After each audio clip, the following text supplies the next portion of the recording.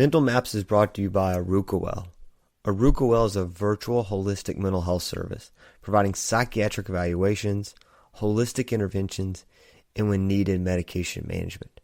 For more information, check out Well at www.arukawell.co.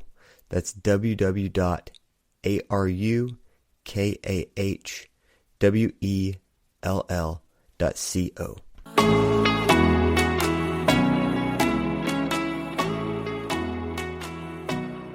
Welcome back to Mental Maps. As always, I hope this finds you well no matter what season of life you're in.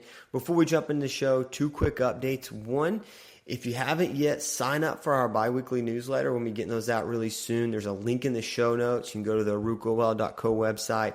Just type in your email there and you'll be signed up on that newsletter. And so they'll be coming out biweekly with just concepts that we discuss here, as well as deeper dives into supplements and protocols and those kind of things. Just a way for us to kind of connect and talk a little bit deeper into this stuff. As well as when you're on that website, you can check out my blog. It's just a lot of my journal writings, as well as stuff that goes into just ideas I'm having, treatment protocols, supplement facts, supplements we're trying, all those different things. So definitely check that out. Within that, give us some feedback. We can get on our Instagram and then other places and just give us some feedback to tell us what you're thinking, what you're looking to learn a little bit more about. And we can definitely work to get that into some of these different avenues that we're trying to get out there, right? That being said, let's kind of get back to our show, right? And today we're talking about a concept that has found its way really back into pop culture. And you may be thinking like back into pop culture. What we're going to talk about is lithium. Now you may be thinking like, wow, how did we kind of get to this place? And so what's really interesting about lithium is lithium has been known for a really long time. We'll talk about that here in a minute, but in a lot of the ways that we see of lithium, we think of lithium as something that's used for people who are really mentally unwell.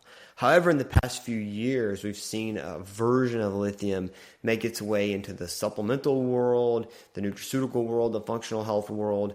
And so it's like, what is this? What is this? Is it different? Is it the same? I have a lot of questions from students and clients, friends asking me this stuff. And so I was like, well, this would be a great opportunity to talk about this on a podcast. And so that's how we got to this place, right?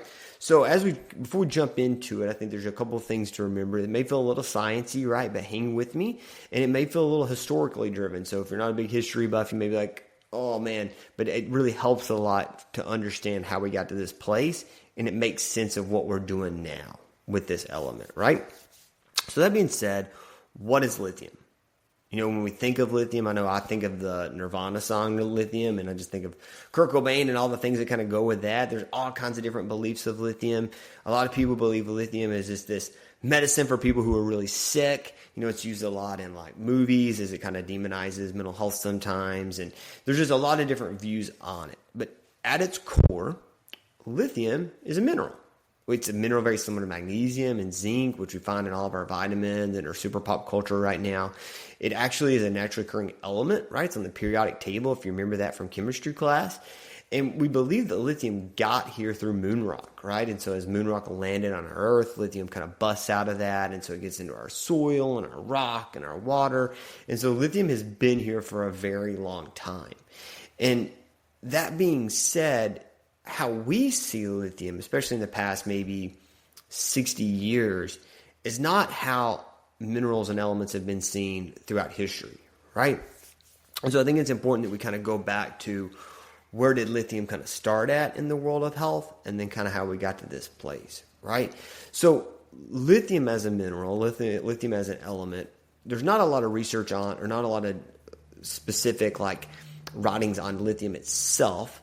But in the world of like alkaline waters, right? Like we have writings all the way back to like the 5th century that's talking about alkaline waters. And so what that was about is during the Roman times, you would have these like almost kind of like spas, right? And in these spas are all these different treatments, and people would journey to have health and wellness through them, right? If you had an illness, and whether that was you believe that the water was healing or some kind of lower G god, something was going to heal you, right? And so in that, a lot of times there were these alkaline waters.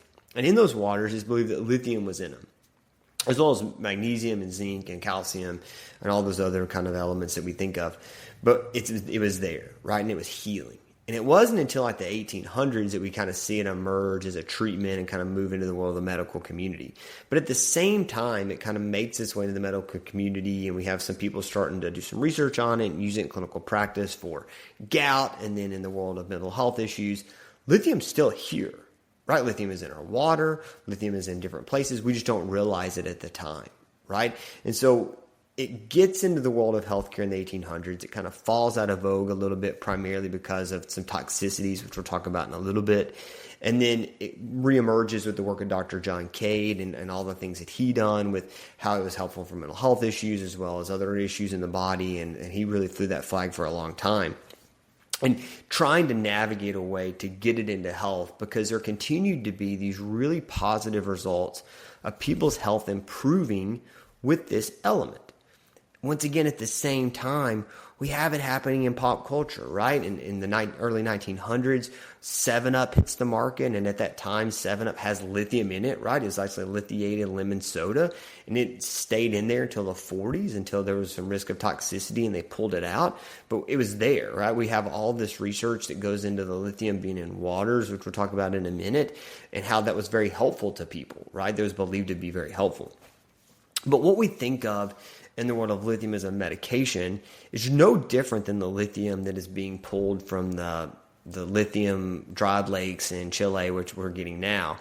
It is just a version of lithium, right? So what happens is we have this element. It's coming mostly out of the ground, right? Whether it be the dried lakes, whether it be out of mines in North Carolina and other places. And from that, there's like binders or transporters or something that's put in it. Now, I know that can sound very chemistry heavy, but all I'm saying is that even the medicine that I prescribe as a provider is just a version of that element with a carbon binder to it that apparently helps it do what we want it to do in the body.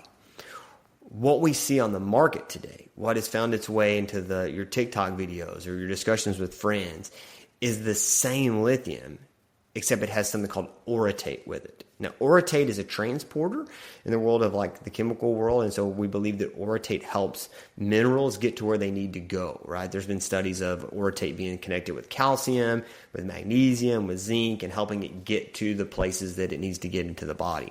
And so what happened is when you put it with lithium, we believe it gets through the brain much faster, right? And this lithium orotate isn't new. It actually hit kind of the research world in the 70s, and there's some research that was done in 1978 showing its efficacy in the world of bipolar disorder, as well as its increased availability in the brain compared to some of the other lithiums that were being studied at the time. But that next year, there was a study that found that high doses of this lithium orotate led to renal toxicity, meaning that it's impacting your kidneys. And so because of that, it really fell out of vogue, and that was kind of the end of lithium orotate in the research world. It should be noted, and in that study in 79 that found the renal toxicity, the average dose was about 69 milligrams. To put that into perspective, if you were to Google lithium orotate right now, you're going to see it given at like 5 to 10 milligrams. So wildly high doses of that molecule, right? But because it's connected to the orotate, we believe you don't need a lot of it to get through the brain. In controversy within that is how much of it do you need to create an effect? And so that's kind of its own thing. What you'll see a lot in the world of psychiatry is lithium bicarbonate or lithium carbonate's used at doses anywhere between like 150 to 900 milligrams, right? So it takes a lot of that binder, a lot of that molecule for that binder to get it where it needs to. But clearly this orotate can get it to the brain a lot easier, right? And so what is it used for now? Like what do we see it? We see it in the world of psychiatry and what we're doing in the world of bipolar disorder. It's very helpful in what we call like manic episodes where people become very, very elevated, right? Maybe they're going days without sleep. They're extremely impulsive. Maybe they're hearing things, seeing things, all the experiences that kind of go with that. But what we do know at the same time, it's very helpful for people who are having thoughts wanting to hurt themselves.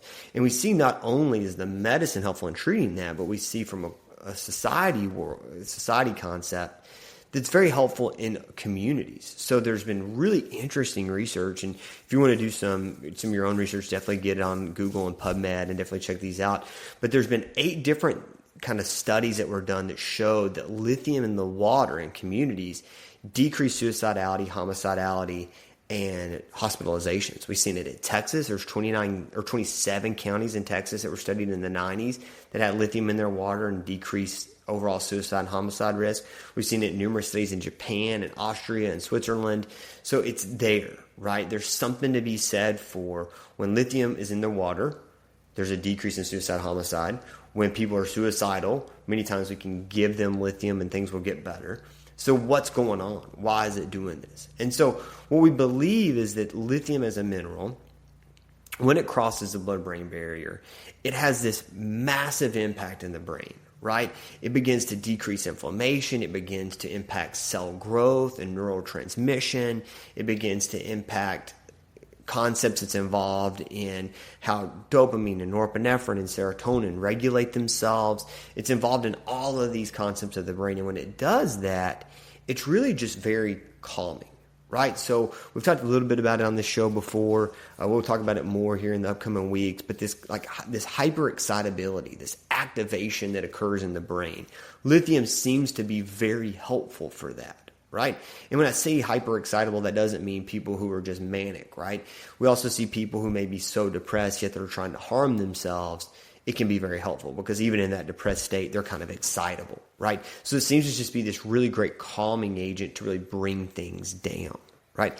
At the same time, it's being studied in a lot of other illnesses that seems to be very helpful. Probably the most recent one that was pretty interesting was in 2011. There was a trial done of people who had been diagnosed with dementia being given lithium, like small doses of lithium. And what they found was there was not only a decrease in the tau proteins, which we know is a huge driver into the cognitive decline in dementia, but then it also it also improved cognition up into death, right? So there's something to be said for its ability to help cellular health, something called apoptosis and all the different concepts within that. So what you see is not only is it helpful in the world of bipolar disorder and in the world of suicidality, but then it makes its way and it's helpful in the world of dementia and cognitive health. And so that's how we find this way to where it's, should everybody be taking lithium now, right? And that's how we end up finding the TikTok videos and that kind of stuff. And so you may be thinking, should you? Right? I mean, it seems to be very helpful in the world of mood. It finds its way to really decrease the excitability of the brain. It can be very calming.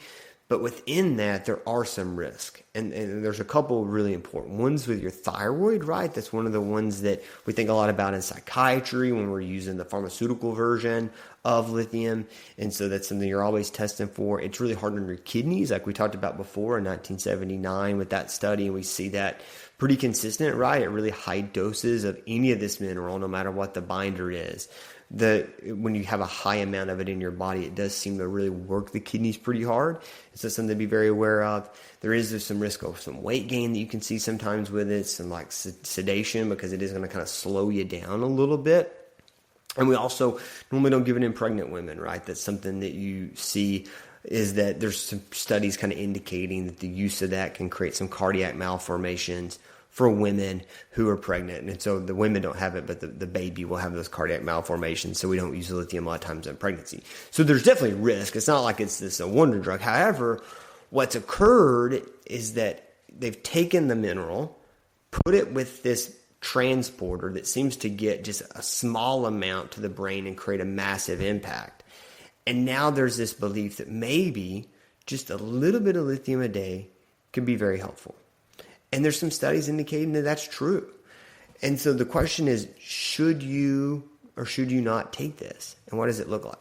The first thing I would say is that, one, ensure you're getting good water, right? We know that there is lithium in the water. We know that a lot of mineral waters will have lithium in it. So are you drinking alkaline water? I know we talked a lot about water at different places, but good alkaline water is really important, right? You can get alkaline water filters. Don't be getting the ones in the bottle, even though that's what's out there. Get a good filter and put some minerals inside your water, right? So that's something that's really important. But two, if you do find yourself being really excitable, right? And not excitable in a fun way, excitable in a not fun way, right? Like in an activated way. This could be something that could be very helpful to you. However, you've got to be very careful with how much you're using of it, right? And I think that's one of the risks of being able to get it over the counter.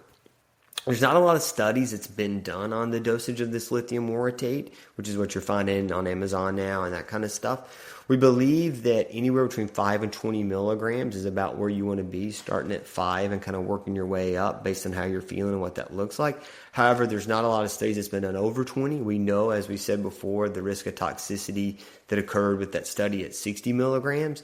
What does that look like in between? We don't really know, but we do know it does seem to be pretty helpful.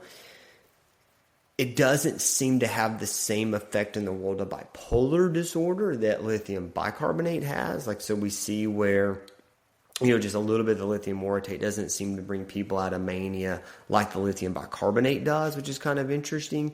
However, there does something to be said for if you're finding yourself just feeling kind of down, but within your downness, maybe your thoughts are intrusive, or you're having like a lot of negative thoughts, or maybe you find yourself just feeling really kind of like low, or your cognition's low. This could be a medicine or could be a supplement that you could add to your regimen that could be very helpful to you, especially if you're being very careful. However, I would be very careful with using it chronically, right? Whether you're working with a functional health provider, you're working with healthcare, whoever you're working with, just getting your kidneys checked periodically. There's a jingle we use a lot in psychiatry, and that is, when when sodium is displaced, lithium will take its place. Meaning that when you get dehydrated, when you're low in sodium, because lithium is a salt, it will bind into the body, right? And so there is a risk for these toxicities. We know that at low doses, we don't really worry about that toxicity as much. However, there still is that risk. Whereas at high doses, like we use in the world of pharmacology, we're always pulling levels and looking at what those levels look like. There haven't been a lot of research done of like how much lithium is in your body on lithium orotate. Like we know, for example, with lithium bicarbonate, which is what we use in psychiatry, you're looking anywhere between 0.6 to 1. Many times at the level you get above 1, you can get really, really sick. And you can start having delirium and coma and that kind of stuff. So you try to stay under that level. We don't really know what that looks like for lithium orotate. We just know that don't go above 20. That would be a recommendation I would have, unless you're talking to a specific healthcare provider and you're monitoring your kidneys and that kind of stuff. So if you have like friends that are talking about it, if they're like, hey, is this something I should be using? I think it's there, right? I think that this mineral and this element has something to it. I not only see it be very helpful as a pharmaceutical, but I do think that this orotate binder seems to get it through the blood, get it through the brain a little bit quicker. And if it can get through the brain a little bit quicker, it can create a greater effect without needing so much of the medicine. And if you don't have that much of the medicine, you should be able to decrease the risk of the side effects, right? And so I think there is some hope in that, and I think that's why it's gotten so popular. And so maybe you try it, right? We know that trying any type of supplement, any type of nutraceutical, at least 90 days is really important, right? We know it takes about 90 days for mitochondrial health to transition over to get new mitochondria. We know it takes the same amount of time for new neural connections to be made. So doing about 90 days can be very helpful. There's research studies in the world of not only the mania and the suicidality, as well as in depression and its efficacy in that. In addiction, we're seeing some really positive results in like alcohol use disorder and people who are like self-medicating with alcohol. It'd be very helpful for that.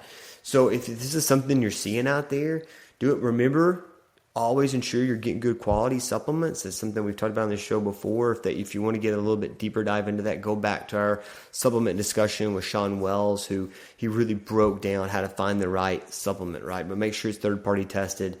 Make sure it is what it says it is. Look at the back of it. But I do think that this lithium orotate, despite it being pop culture, and despite it finding its way into TikTok, and everybody knows kind of my view on those things, I do think that there's something to it. And I think that if you're struggling and nothing else is kind of working right now, give it a shot. But definitely work to ensure all your minerals are good, right? Not just that lithium. Having sure your magnesium, your zinc, your calcium, potassium, all of those concepts are in a place where you have them to where you're feeling good, right? But it's definitely there. So that is lithium, right? In a quick synopsis, that's what lithium looks like in the world of psychiatry. That's what lithium looks like in the world of nutritional health and using it as a supplement. So for you, as you kind of navigate that world, maybe check it out. I think it's something to be very helpful with. But remember, if you're in a crisis or you're really, really unwell, there's no efficacy in using it in that moment, right? Like we don't have any efficacy to prove that if you are really wanting to hurt yourself, that it is better than something than that. And so making sure you reach out to a provider, your 988 crisis hotline, all of those things if you're in that place. But if you're looking just to improve your overall mental health, give it a shot. I think it can be helpful. As I said before, if you're looking to connect with us, jump on the Instagram. If you want to get on our letter list, it's coming out bi-weekly. Definitely check that out. Be getting with us. We're going to be getting more information out as the summer goes on about some things that we'll be doing in the upcoming months.